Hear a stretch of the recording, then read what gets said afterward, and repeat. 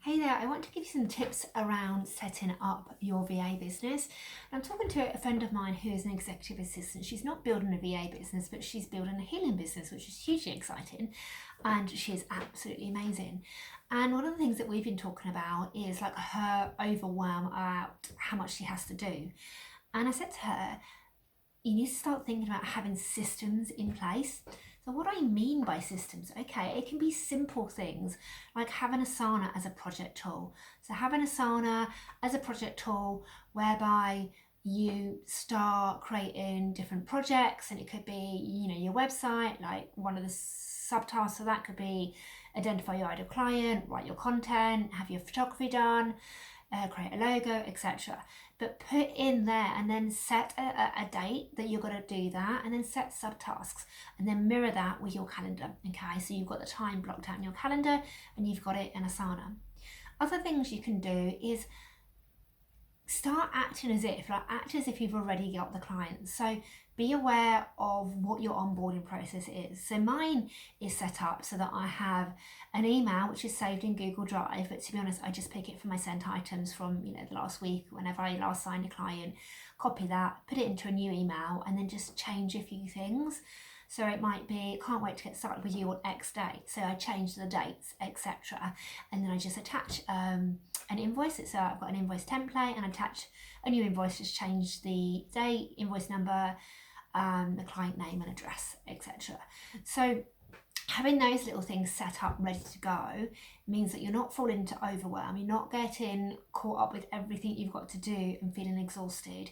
You are ready to go, so that when you do get that client and you get super excited, you can then start onboarding them with ease. Okay, so you're not going, oh my god, I've got a new client. And I made this mistake too. Like, initially I didn't have an onboarding process set up. It took me about an hour and a half to write the email, to sort out the coaching agreement, to set up a folder for them.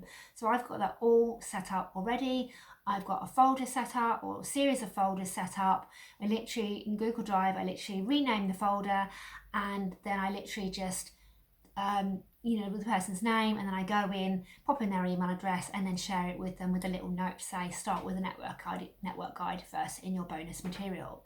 So start thinking about what can you put into place right now, whether you have clients or not, even whether you're just in the early stages of thinking about your business, so that when you do get those clients and you start getting really busy, you're not running around like a headless chicken feeling stressed while trying to support your clients.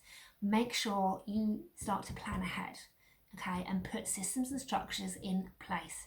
So think about things like contracts, appointments. If you're going to have a regular appointment with your client, you're going to have a one-to-one catch-up every week, set that up via Calendly so it sends a Zoom link, so you don't have to do that separately. If you've got a welcome onboarding email, type that out and then just put in bold the dates and bits that you need to change. Shouldn't be too much, and then change it for each person. Save it in a Google Drive or have it in a draft email, etc. But this will make your life so much easier. I had a client recently.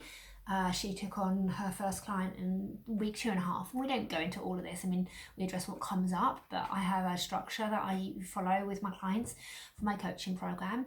And yeah, she was like, oh my god, now I need to source a contract, etc. So make sure you have that stuff right from the beginning, because you will feel much more relaxed, much more at ease, and much more confident. I don't want you to be running around like a headless chicken. You've got this.